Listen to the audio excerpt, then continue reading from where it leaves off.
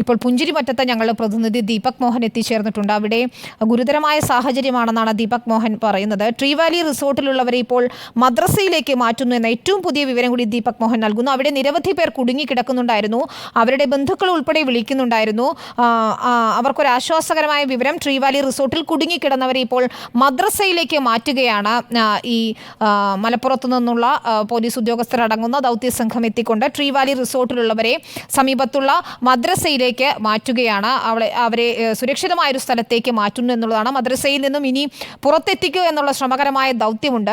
അവിടെ സൈന്യം എത്തി ഒരു താൽക്കാലിക പാലം പണിഞ്ഞ ശേഷം ഇവരെ പുറത്തു കൊണ്ടുവരും എന്നാണ് അറിയാൻ കഴിയുന്നത്. ഇത്രയധികം ആളുകളുണ്ട് എന്നതുകൊണ്ട് തന്നെ ഒരു പാലം പണിയാതെ അവരെ പുറത്തെത്തിക്കുക സാധ്യമല്ല. പക്ഷേ അവർക്കുള്ള ഭക്ഷണവും വെള്ളവും ഉൾപ്പെടെ ഈ മദ്രസയിലേക്ക് എത്തിക്കാനുള്ള സൗകര്യങ്ങൾ ചെയ്തിട്ടുണ്ടെന്നാണ് മന്ത്രിമാർ ഉൾപ്പെടെ പറയുകയും ചെയ്തത്. ഏതായാലും ഇപ്പോൾ ഉണ്ടായ ദുരന്തത്തിൽ വിറങ്ങലിച്ചു നിൽക്കുന്ന വയനാട്ടിൽ 75 മരണമാണ് സ്ഥിരീകരിക്കുന്നത്. ദീപക്, ട്രീ വാലി റിസോർട്ടിൽ എത്ര പേരുണ്ടെന്നാണ് മനസ്സിലാക്കാൻ കഴിയുന്നത്?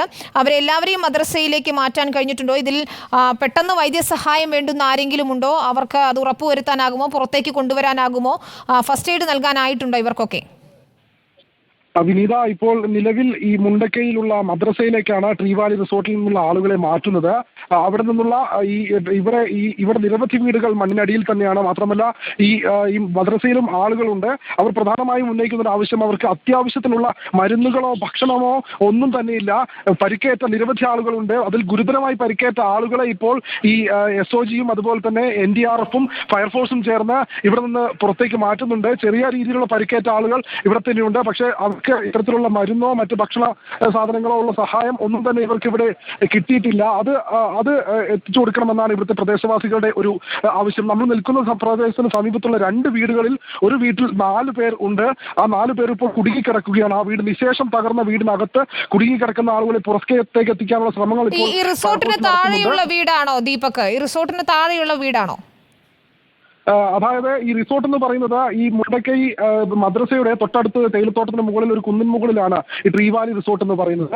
ആ റിസോർട്ടിലുള്ള ആളുകൾ, അതായത് അവിടെയുള്ള ആളുകളെയൊക്കെ ഇപ്പോൾ താഴോട്ടേക്ക് മഴ അല്പം ശമിച്ചതോടുകൂടി ഇപ്പോൾ താഴെ ഈ മദ്രസയിലേക്ക് കൊണ്ടുവരുന്നുണ്ട്. ആ ഭാഗത്തേക്ക് മാറ്റുന്നുണ്ട്. ഞാൻ ചോദിച്ചത്, ഈ വീട്ടിൽ കുടുങ്ങിക്കിടക്കുന്നെന്ന് പറഞ്ഞവർ അത് ഈ ട്രീ വാലി റിസോർട്ടിന് താഴെയുള്ള വീടാണോ? നേരത്തെ നൂറുദ്ദീൻ സംസാരിക്കുമ്പോൾ പറഞ്ഞിരുന്നു മേൽക്കൂര വരെ മണ്ണ് മൂടി നിൽക്കുന്ന അവസ്ഥയാണ്.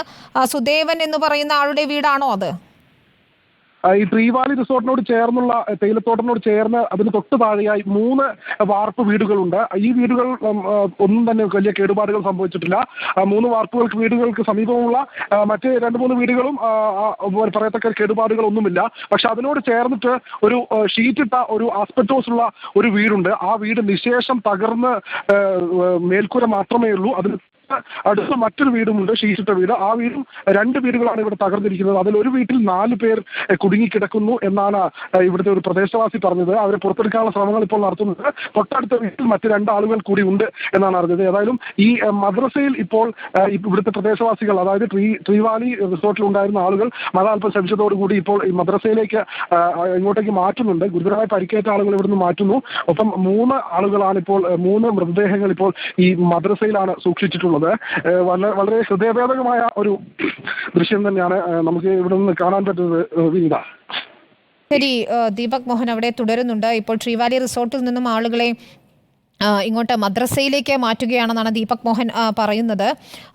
അത്രത്തോളം ഭീതിതമായൊരു അവസ്ഥ അവിടെയുണ്ട്. 4 പേർ ഇപ്പോൾ കുടുങ്ങിക്കിടക്കുന്നു ഒരു വീട്ടിൽ. ആസ്പെറ്റോസ് ഷീറ്റ് മേഞ്ഞ ഒരു വീടിൻ്റെ മേൽക്കൂര തകർന്നിരിക്കുന്നു എന്നാണ്, അത് നിശേഷം തകർന്ന അവസ്ഥയിലാണെന്നാണ് പറയുന്നത്. ആ വീട്ടിൽ ഉണ്ടായിരുന്നവർ സുദേവൻ ഉൾപ്പെടെയുള്ള ആളുകളാണോ എന്ന് നമുക്കറിയണം. ഏതായാലും കുടുങ്ങിക്കിടക്കുന്നവരെ രക്ഷിക്കാനുള്ള ശ്രമങ്ങൾ നടക്കുന്നുണ്ട്. അത് ഊർജിതമായി തന്നെ തുടരുന്നുണ്ട് എന്നാണ് ദീപക് മോഹൻ റിപ്പോർട്ട് ചെയ്യുന്നത്. ചൂരൽമല സ്കൂളിനടുത്ത് താമസിക്കുന്ന നിരവധി പേരെ കാണാതായെന്ന വിവരങ്ങളാണ് പുറത്തു വരുന്നത്. ഏതായാലും 33 പേരുടെ മരണം ഇപ്പോൾ സ്ഥിരീകരിച്ചിരിക്കുന്നു. അങ്ങനെ 33 പേരെ തിരിച്ചറിഞ്ഞിരിക്കുന്നു. 75 പേരുടെ മരണം സ്ഥിരീകരിക്കുകയും ചെയ്യുന്നുണ്ട്. വയനാട്ടിൽ ഇന്ന് രാത്രിയും ശക്തമായ മഴ തുടരാൻ തന്നെയാണ് സാഹചര്യം എന്നാണ് കാലാവസ്ഥാ നിരീക്ഷണ കേന്ദ്രം അറിയിക്കുന്നത്. അതുകൊണ്ട് തന്നെ രക്ഷാപ്രവർത്തനം സന്ധ്യയ്ക്ക് മുൻപ് തന്നെ എത്രയും ഊർജിതമാക്കിയില്ലെങ്കിൽ അത് മഴ കനക്കുകയാണെങ്കിൽ അത് വലിയ പ്രതിസന്ധി നേരിടുമെന്ന് ഉറപ്പാണ്.